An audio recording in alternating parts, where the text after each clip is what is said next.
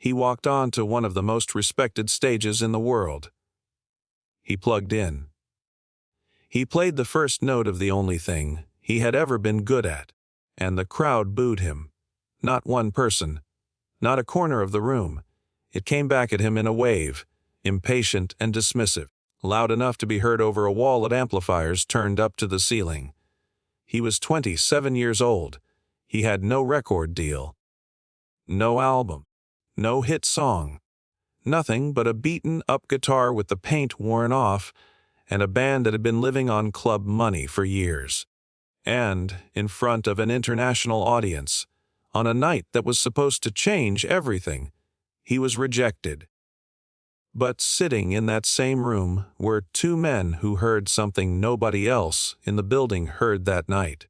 And what those two men did over the next 12 months would change the sound of popular music. This is the story of the night Stevie Ray Vaughan failed. And why that failure is the reason you know his name.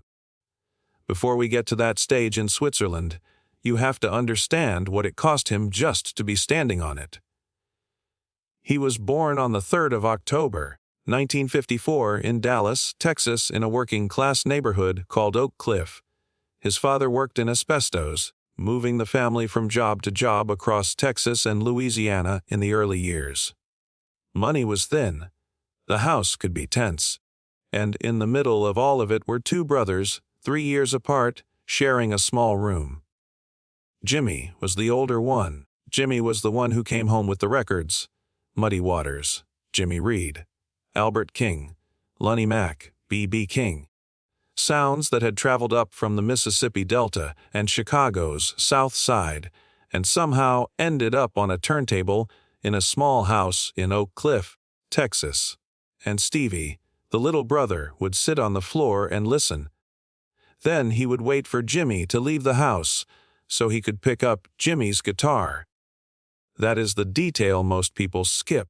Stevie Ray Vaughan did not begin as a prodigy with a plan. He began as a kid trying to sound like his older brother. His first guitar was a cheap thing, barely more than a toy. He could not read music. Nobody taught him theory. He learned the only way that was available to him, which was to put the needle down on a record, play 4 seconds of it, lift the needle. Try to copy it, get it wrong, and do it again, and again, and again for hours until his fingertips split open. That is where the sound came from. Not from a school, from repetition in a small room alone. But something else was happening in that room too. Jimmy was better. Jimmy was older, faster, further along, and already good enough that people in Dallas were talking about him. Stevie spent his entire childhood chasing someone he could not catch. Every guitar player has a hero. Stevie's hero lived down the hall and was 3 years older than him, and that is a very specific kind of pressure to grow up under. And here is what almost nobody realizes about him. The boy in that room did not think he was talented. He thought he was behind. By his teens, music had become the only subject he cared about. School was something that happened between rehearsals.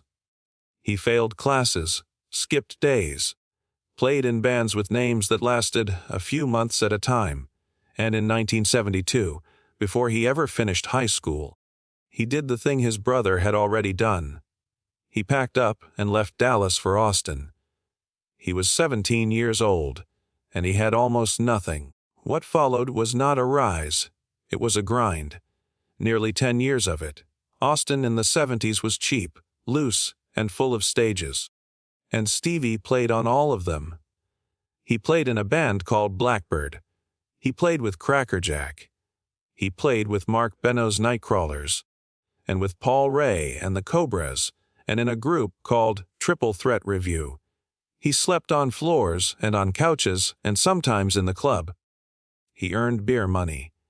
He wore second-hand clothes that he turned into a look because he could not afford anything else. 6 nights a week, for years, in rooms that held 200 people on a good night. And in 1978, out of all of that, came the band that would carry his name. He called it Double Trouble after a song by the Chicago bluesman Otis Rush. Chris Layton on drums. On bass, eventually, Tommy Shannon, a Texan who had already played Woodstock behind Johnny Winter, and who had lived through his own long fall since. Three men who had all been chewed up by the music business in one way or another, and who had decided to try one more time. Somewhere in those years, Stevie found the guitar. It was a used Stratocaster sitting in an Austin music store, worn down and unloved. The finish was cracked and rubbed away. The parts did not all come from the same year. Nobody in the shop thought it was special. He traded for it, and he never let it go. He called it number one, and for the rest of his life it was the guitar you saw in his hands. But the guitar was only half of it. He strung it with strings so heavy that most professional players could not physically bend them. He tuned the whole instrument down a half step so those cables would move at all. And then he attacked it. Not played it. Attacked it, with a grip strong enough to tear his fingertips apart, night after night. That is where the tone came from. People spent decades buying the same amps and the same pedals trying to find that sound. They were looking in the wrong place. The sound was not in the equipment, it was in the pain. Because that is the part of him nobody photographs. The caluses that split and had to be glued back together so he could play the second set. The hands that came off stage shaking. The hot stink of an overdriven amplifier in a room with a low ceiling and no air conditioning in a Texas August. The sound of a crowd of 90 people talking over you while you play the best you have ever played in your life. He did that for 10 years. 10 years of loading gear into a van at 2 in the morning. 10 years of driving between towns on the money from the door. 10 years of being told, gently and then not so gently, that what he was doing had no commercial future. And every night he played like the room was full. By 1982, Double Trouble had been at it for 4 years and Stevie had been at it for a decade. They were the biggest band in Austin. They were also completely unknown outside of Texas. Every label in America had passed on them, and their reasoning was always the same, and it was always some version of the same sentence. Nobody buys blues anymore. That was the truth of the music business at the start of the 80s. Blues was considered finished. Museum music. Something respectable people put on a shelf next to jazz and never actually bought. The charts belonged to synthesizers and drum machines and new wave haircuts. A skinny Texan with a battered Stratocaster and a hat, playing Albert King licks at deafening volume, was not a product anyone wanted. And then the phone rang.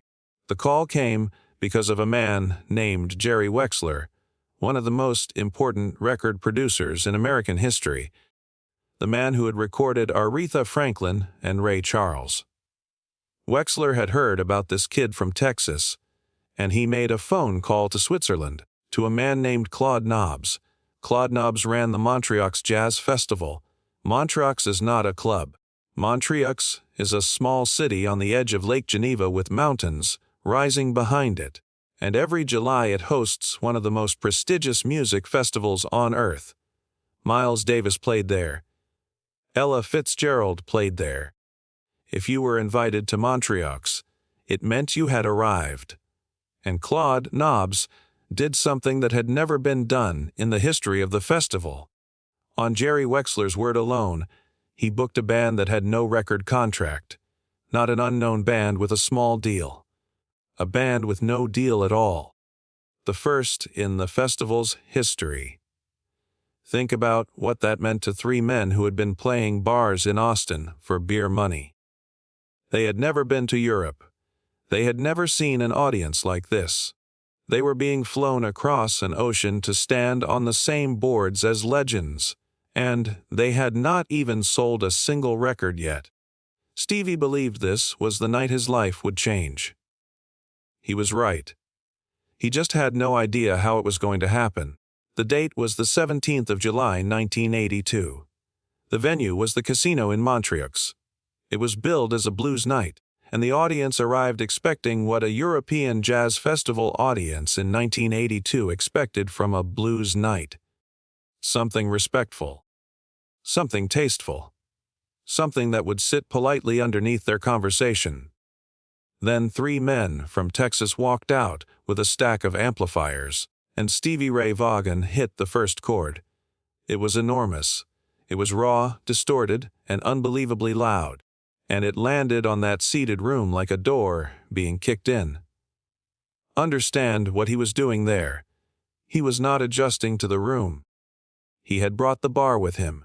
The volume he used in a 200-capacity club in Austin was the volume he used at one of the most refined festivals in the world. Because as far as he was concerned, that was the music. Turn it down, and it stops being true. The reaction started almost immediately. You can hear it on the recording, because the whole thing was captured, and years later it was released. There is applause in that room. Real applause from people who understood exactly what they were watching. But underneath it, and then over it, there is something else. Whistling. Jeering. The specific sound of an audience turning on a performer in real time. Now think about where he is standing. He is 27 years old. He has spent 10 years in bars waiting for this. He has flown thousands of miles for it. His entire life has been aimed at this one room. And 8 minutes into it, the room is telling him to get off. And here is the part I want you to sit with, because this is the whole man in a single decision. He did not stop. He did not shorten the set. He did not apologize or soften anything or reach for something easier to swallow. He played the full show. He played the shuffles and the slow blues, and the songs he had written himself, songs that at that point existed nowhere on earth except in his own hands. Songs called Pride and Joy. Songs called Love Struck Baby. A song called Texas Flood. He stood in front of a room that was rejecting him, and he refused to become someone else in order to be liked. When it was over, he thanked them anyway. But the ovation he had crossed an ocean for did not come. He walked off that stage believing he had just destroyed his own career on the biggest platform he had ever been given. Everybody in his circle who was there describes the same thing afterward. He was devastated. Not annoyed. Devastated. In the specific way that only happens when the thing you were rejected for is the thing you actually are. And then, later that night, in the musician's bar inside that same building, the story turned. Because 2 men had been in Montreux that week, and neither of them heard what the crowd heard. The first was David Bowie. In 1982, Bowie was one of the most famous people alive, and he was also at a crossroads. He was between record labels, between eras, looking for a new direction after years of art, rock experimentation. He was in Montreux, and he was in that room. And when the crowd was jeering at this unknown Texan, Bowie was watching a guitar player who sounded like nothing else in modern music. He found Stevie in the bar afterward. They talked for hours, not about business, about Albert King, about records, about where the sound came from. Bowie stayed until the early hours of the morning, asking questions, and then he asked one more. He asked Stevie to play on his next album. The second man was Jackson Browne. Browne was one of the biggest songwriters in America, and he had been performing at the festival himself. That night, in the same bar, he ended up jamming with Double Trouble until nearly sunrise.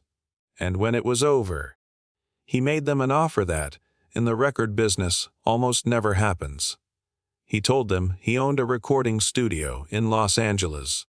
He told them they could have it free whenever they wanted it. No fee, no contract, no percentage, nothing.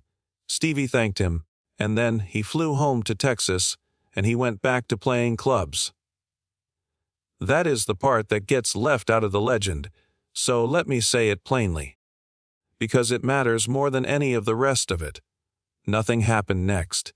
There was no lightning bolt. There was no overnight deal.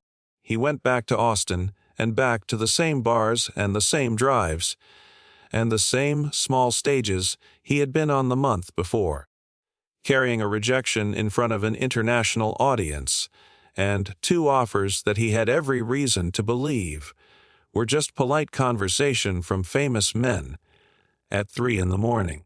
4 months went by like that. 4 months of the same load, ins and the same sound checks and the same drive home. 4 months of standing on a small stage in Texas, knowing that the biggest night of your life had already happened and had gone wrong. If you have ever done everything right and watched it amount to nothing, you know exactly what those 4 months felt like. Nobody in that band could have told you at Christmas that anything was coming. That is the piece of this story that almost never survives the retelling. The rescue was not fast. It sat in a drawer for a season, looking like nothing at all, and then, in late November of 1982, over the Thanksgiving holiday, they decided to find out whether Jackson Browne had meant it. He had. They flew to Los Angeles, and Browne handed them the keys to his studio for 3 days, exactly as promised, at a time of year when the place would otherwise be empty. 72 hours. That was it. No producer, no budget, no label waiting on the other end, no second chances, so they did the only thing they knew how to do. They set up like it was a gig and they played. They cut 10 songs in 3 days. Live, in the room, together, most of them in 1 or 2 takes, without the endless overdubbing and polishing that every other record in 1982 was drowning in. There was no time to fix anything and no money to fix it with, so what got recorded was simply what happened. That tape became Texas Flood, and here is the thing about that record that people who love it always come back to. The reason it sounds so alive is precisely because it was made under those conditions. It is not a produced album. It is a document of a band that had played 6 nights a week for 4 years, finally standing in a good room with the tape rolling. That tape found its way to John Hammond. If you do not know that name, know this. John Hammond was the talent scout who had signed Billie Holiday, who had signed Aretha Franklin, who had signed Bob Dylan and Bruce Springsteen. He was arguably the greatest ears in the history of the American record industry, and by 1982 he was in his 70s and had almost nothing left to prove. He heard the tape, and he pushed it through to Epic Records. The label that had been told for 10 years that nobody buys blues anymore now had a blues album on its release schedule. But before it ever came out, the other Montreux's promise came due. In December of 1982, David Bowie called. He was recording a new album in New York with a producer named Nile Rodgers, and he wanted the guitar player from that casino in Switzerland. So Stevie Ray Vaughan walked into a studio in New York City, into the middle of one of the most expensive and carefully constructed pop records of the decade, and he played the way he played in a bar in Austin. And Bowie did not sand it down. Bowie did the opposite. He built the record around it. He wanted the friction of that raw, distorted, unmistakably Texan blues guitar cutting through a shining modern dance record. It was a collision that should not have worked. The album was called Let's Dance. It came out in April of 1983, and it became the biggest selling record of David Bowie's entire career. Millions of people heard that guitar solo before they ever heard the name of the man playing it. Think about the strangeness of that for a second. In the spring of 1983, the sound coming out of car radios and shopping centers and television sets all over the world belonged to a man who, 8 months earlier, had been jeered off a festival stage for sounding exactly like that. Not similar. Exactly like that. He had not softened one thing. The world had simply been handed the same guitar in a different frame, and this time it decided it loved it. Which brings us to the decision. And this, more than Montreux, is where you find out who he really was. Bowie was about to launch a world tour. Stadiums, the biggest tour of his life. And he wanted Stevie in the band. For a 28-year-old with no album out yet, that is not an opportunity. That is a lottery ticket. Stevie went to the rehearsals, and then, days before the tour began, he walked away from it. The exact reasons have been argued about for 40 years. Money was part of it. So was the question of whether he would be allowed to promote his own record, his own band, his own name, while he was out there. But underneath all of it was something simpler. He had just spent 10 years in bars, becoming someone. He was not going to become somebody's guitar player now.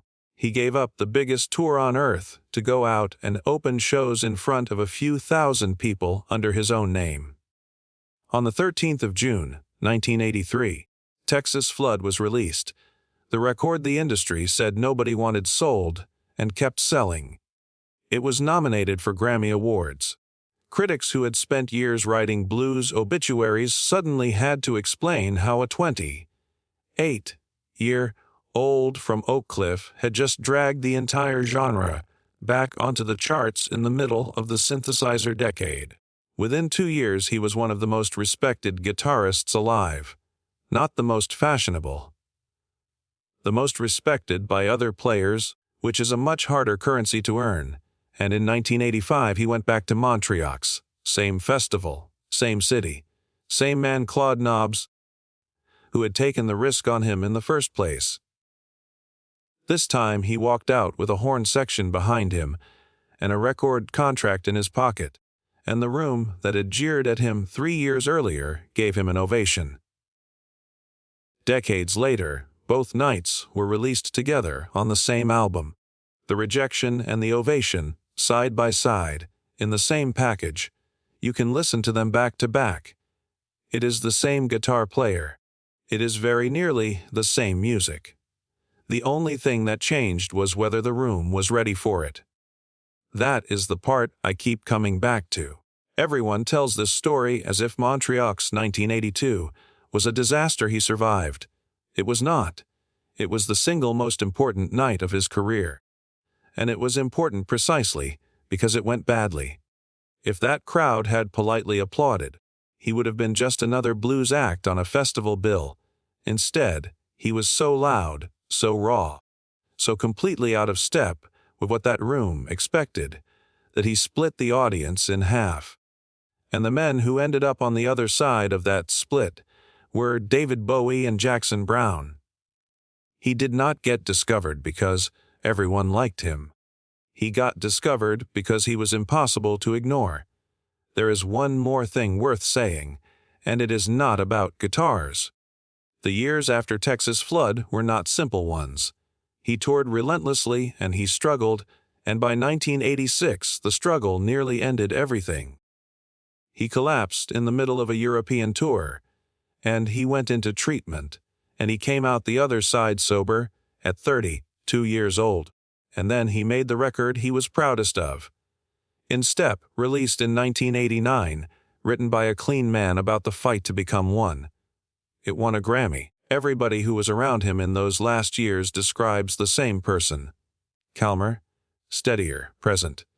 On the 27th of August, 1990, after a show in Wisconsin where he played alongside Eric Clapton, Buddy Guy, Robert Cray, and his own brother Jimmy, he boarded a helicopter in heavy fog to fly back to Chicago. It went down minutes after takeoff. He was 35 years old. He had been sober for 4 years. He had just finished recording an album with the brother whose records he had learned from as a boy in Oak Cliff. He never saw it released. But the thing he actually left behind was not a discography. It was proof of something. That a room full of people can be wrong about you. That the same performance can be a failure and a turning point at exactly the same time. That The crowd's verdict on the night is not the final verdict. He stood in front of an audience that told him he was wrong, and he did not change a single note. 4 months later, that unchanged music got recorded in 3 days in a borrowed studio. 10 months after that, it was on the radio. He never made himself easier to like. He just made himself impossible to forget. So here is my question for you. If you had walked off that stage in Montreux, if a room full of strangers had turned on the one thing you had spent 10 years perfecting, would you have gone home and changed it to make them happy? Or would you have gone back to Austin and played it exactly the same way? Tell me in the comments, because I genuinely want to know. If this story meant something to you, subscribe, hit the like button, and share it with someone who needs to hear that being rejected is not the same thing as being wrong. Because sometimes the room is not ready for you yet. And that is the room's problem, not yours.